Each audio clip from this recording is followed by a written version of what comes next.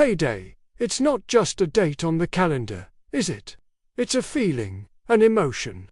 It rolls in like the tide, sometimes calm, sometimes stormy, but you always know it's coming. For so many of us, payday is hope, but it's a hope written in numbers. Let me tell you about Maya Okoro. For her, payday was the hope that her son's school fees could finally be paid, that the nagging leak in the roof might get patched, and maybe, just maybe, she could find a tiny sliver of joy for herself. But, like a mirage in the desert, payday often vanishes right before you can take a drink. Picture this. Maya wakes up before the sun, even before her alarm clock. The air in her small flat is thick with the smell of kerosene. She reaches under her pillow and pulls out a worn envelope. This is her budget, handwritten with care. It's a ritual she performs every single payday. She knows the numbers by heart: rent, school fees, transport, food, a little something for her mother back in the village. And if a miracle happened, a new pair of shoes, because her old ones were practically falling apart, she can almost feel the buzz of her phone. Picturing that beautiful notification, salary credited, that one message has the power to change everything: how she stands, how she walks, how she speaks, at least for a little while. Her son Chika shuffles out of his room, rubbing his eyes. "Mummy, is today the day?" he whispers. "Yes, my dear," Maya says, pulling him into a hug. "Today is the day." Chika's eyes light up. He's been promised a new mathematics set for school. To him, it's a golden treasure. "Now I can show Mr. O'Keefe that I'm serious." He beams. Maya forces a laugh, but her heart feels heavy. She hasn't told him about the note the landlord slipped under their door last night. Rent overdue, 7 days. But she pushes that worry down, kisses his forehead, and gives him the last 2 slices of bread.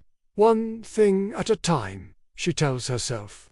The salary will come, and it will all work out.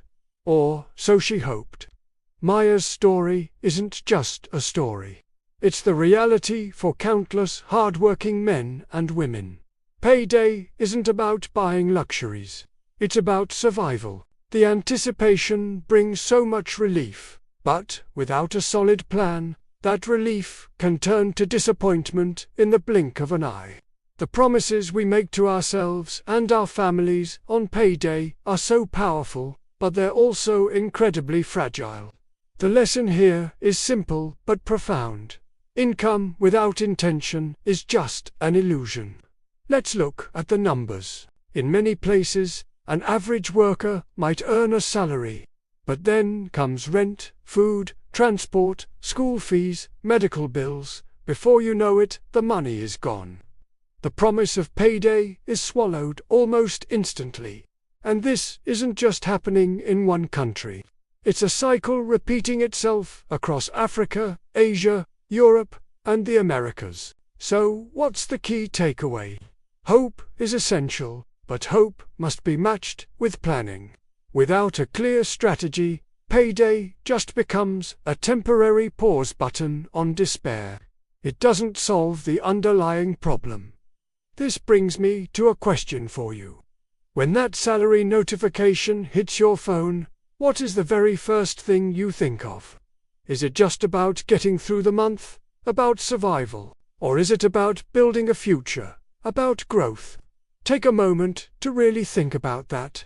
If Maya's story and these ideas resonate with you, I've explored them much more deeply in my new book. It's designed to help you transform your relationship with money, moving from survival to a state of physical, mental, and emotional well-being. You can find the paperback and ebook on Amazon, Apple Books, Barnes & Noble, Kobo, and many other platforms. Thank you so much for spending this time with me. If this message inspired you, please share it with your friends and family.